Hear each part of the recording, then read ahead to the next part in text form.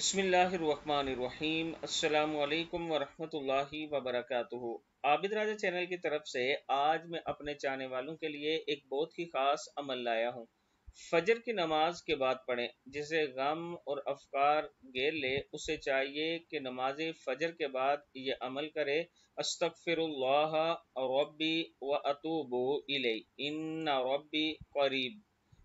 ربی قریب مجیب۔ استغفر اللہ ربی و اتوب الیہ ان ربی رحیم ودود۔ استغفر اللہ ربی و اتوب الیہ انہ کان غفارا۔